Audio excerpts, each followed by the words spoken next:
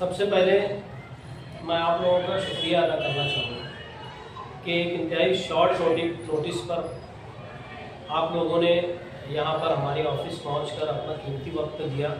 इसका बहुत बहुत शुक्रिया। हम देख रहे हैं कि गुज़िश्ता 1.5-2 माह से किरीट सोमैया जो बम्बई के एक्स MP हैं और महाराष्ट्र बीजेपी के नायब सदर, इनके ज़रिए बार बार मालेगांव शहर के लोगों पर ये इल्ज़ाम लगाया जा रहा है कि यहाँ पर बांग्लादेशी और रोहिंगीज आकर बस रहे हैं और गैर कानूनी ढंग से अपने जो दस्तावेज़ हैं, जैसे मृत्यु दाखला हो गया या राशन कार्ड पे नाम हो गया, जन्म दाखले हो गए, ये बनवा रहे हैं। इन्होंने महाराष्ट्र सरकार को लेटर देकर इस बात की जो है तवज्जो दिलाई कि मालेगांव में ऐसे ऐसे मामला पेश आ रहे हैं। महाराष्ट्र सरकार ने भी जल्दबाजी में फैसला लेते हुए एक SIT नियुक्त कर उसका फॉर्मेशन कर दिया। गुज़िश्ता 1 से 1.5 माह हो गए SIT में जो जिम्मेदारान हैं, जिसमें पुलिस डिपार्टमेंट के भी लोग हैं, कारपोरेशन और प्रांत और दीगर डिपार्टमेंट के लोग भी SIT में शामिल हैं और वो अपना काम कर रहे हैं। वो लोग अपना काम कर रहे हैं। मैं समझता हूँ तमाम सियासी पार्टी के लोगों के साथ साथ शहर की आम आवाम भी इस बात से करीब करीब मुत्तफिक है कि SIT सही दिशा में काम कर रही है। ऐसे में बार बार मालेगांव शहर में किरीट सोमैया का आना और नेशनल मीडिया में और प्रिंट मीडिया में अलग अलग ढंग के बातें करके मालेगांव शहर को बदनाम करना, ये क्या माने रखता है? ये क्या साबित करना चाहते हैं? हमारा ये मानना है या हमारा इसके अंदर ये कहना है कि अगर SIT नियुक्त हो गई है, SIT का फॉर्मेशन हो गया, तो क्यों ना SIT को अपना काम करने दिया जाए। SIT का फैसला या SIT की रिपोर्ट आने तक इंतजार किया जाए। मगर किरीट सोमैया को कुछ ज़्यादा ही इसके अंदर जल्दबाजी है। वो चाहते हैं कि जल्दी से जल्दी मालेगांव शहर के जो आम आवाम हो जेल में चली जाए।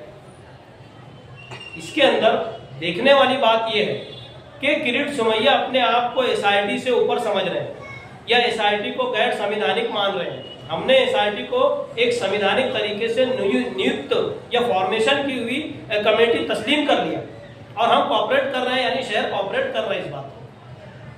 मगर बार बार आकर मालेगांव शहर में रोहिंगीज और बांग्लादेशियों का नाम ले लेकर मालेगांव शहर को बदनाम करना, हम इसकी मजम्मत करते हैं। इसी के साथ साथ शहर में गुज़िश्ता दिनों तहसीलदार और नायब तहसीलदार को सस्पेंड किया गया। इसी के साथ साथ अखबारात में खबर आती है कि मालेगांव शहर के अंदर अब तक के SIT की जो रिपोर्ट है, इसके अंदर कोई भी रोहिंग्या या कोई भी बांग्लादेशी या कोई भी ऐसा घुसपैठिया नहीं मिला। तो फिर इन लोगों को सस्पेंड करना क्या मानी रखता है? अगर घुसपैठिए मालेगांव तक आए, कहाँ से? बांग्लादेश से, तो ऐसे में जिम्मेदारी किसकी है? जाहिर सी बात है, जब कोई बॉर्डर क्रॉस करके कोई शख्स आएगा तो वहाँ पे BSF है, बॉर्डर सिक्योरिटी फोर्स है, और वो किसके अंडर आती है, ये बात भी समझने की जरूरत है।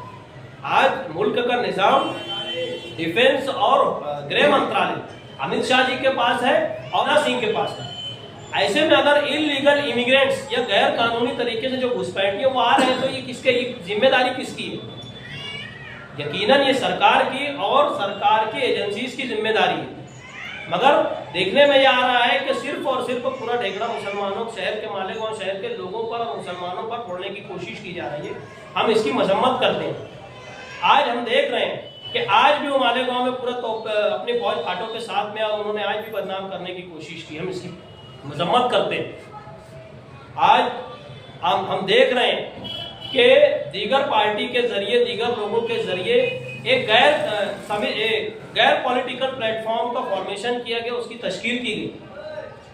मैं कह रहा हूं, या हमारा मानना यह है कि ये सारे मामला एक सियासी तौर से चलाए जा रहे हैं, तो इनका जवाब एक सियासी तौर से, यानी अपने झंडे और डंडे और अपने बैनर के साथ होना चाहिए। ऐसा नहीं होना चाहिए कि हम किसी गैर सियासी प्लेटफॉर्म से उसका जवाब दें। ये तो कहीं से दुरुस्त ही नहीं लगता। तो हमारा इसके अंदर ये मानना है कि सियासी तौर से ही इसका जवाब हमको देना चाहिए या शहर के लीडरान को इसका जवाब देना चाहिए। आज हम देखें कि तरह तरह के इल्ज़ाम किरीट सुमैया और दीगर लोगों की तरफ से लगाए जा रहे हैं, मगर नुमाइंदों की, चाहे वो आजी हो माजी हो, इनकी जिस तरीके से नुमाइंदगी होना चाहिए वो नुमाइंदगी नहीं दिखती। अभी देखिए गुज़िश्ता दिनों नीतीश राणे ने बुरखे के ऊपर से एजुकेशन मिनिस्टर को लेटर देकर ये मांग की कि एग्ज़ाम हॉल में या स्कूल कैंपस में या कॉलेज कैंपस में बुरखे को अलाउ नहीं करना चाहिए, क्योंकि वो चीटिंग होती है, इसके अंदर वो क्या कॉपी होती है एग्ज़ाम में, ऐसा इल्ज़ाम लगाया गया। अब इसके ऊपर रद्द अमल देते हुए हमारे आउटर के जो एमएलए हैं और फिलहाल एजुकेशन के वजीर तालीम है, एजुकेशन मिनिस्टर है, उन्होंने भी आकर ये कहा कि अगर ऐसा कोई मामला होता तो चीट को या कॉपी को रोकने के लिए हम हर वो कोशिश करेंगे। इसका मतलब इनडायरेक्ट तरीके से उन्होंने जवाब दे दिया कि हम बुरखे को रोकने की कोशिश करेंगे। अब सवाल यहाँ पे यह आता है कि दरेगांव, दयाना, मालदा, इधर उनके वोटर्स मुस्लिम हैं, मुस्लिम समाज ने उनको भर भर के वोटें दी अभी हालिया इलेक्शन में। तो क्या ये तमाम लोगों पर ये सवालिया निशान लगा रहे हैं कि ये भी रोहिंग्यास और ये भी बांग्लादेशी है? हम इसकी मजम्मत करते हैं। शहरियान को इस बात को समझना होगा और इसको सोचना होगा संजीदगी के साथ में कि हम लोगों ने जिनको अपना रिप्रेजेंटेटिव बनाया, अपनी वोटों से नवाजा, वो आज हमारे लिए क्या नुमाइंदगी कर रहे हैं। आज ये प्रेस कॉन्फ्रेंस देने का मकसद ही यही था कि आप लोगों के जरिए शहर की आवाम को, बिलखुसूस हमारे आउटर की आवाम को इस बात को, जो बुरखे का मामला चल रहा है, इस पर आउटर की आवाम का ध्यान लाने की जरूरत है कि उनका नुमाइंदा क्या कर रहा है, उनके ताल्लुक से क्या बातें कर रहा है। आज हम देख रहे हैं कि पूरे महाराष्ट्र में अलग अलग ढंग से माहौल बनाया जा रहा है मुस्लिम समाज के खिलाफ में। इसी के ऊपर हमने माजी में जलसे भी लिए। आज हम इस प्रेस कॉन्फ्रेंस के जरिए, आप लोगों के जरिए शहर की आवाम तक अपनी बात पहुंचा रहे हैं कि आने वाले दिनों में हम यानी social democratic party of India in तमाम मसाइल पर एक बड़ा प्रोग्राम लेकर आवाम के बीच में जाकर एक मुहिम चलाएंगे और आवाम को जागरूक करने की कोशिश करेंगे। इसी के साथ साथ हम मालेगांव शहर की आवाम से गुजारिश कर रहे हैं, अपील कर रहे हैं कि किसी भी तरह का अफवाहों पर ध्यान ना दें, किसी भी तरीके का डर और खौफ में मुब्तला ना हो। आप लोगों के साथ में social democratic party of India का एक एक कैडर कदम से कदम मिलाकर आपके पीछे नहीं, आपके आगे खड़ा है। इतना ही मैं कहना चाहूंगा इस वक्त।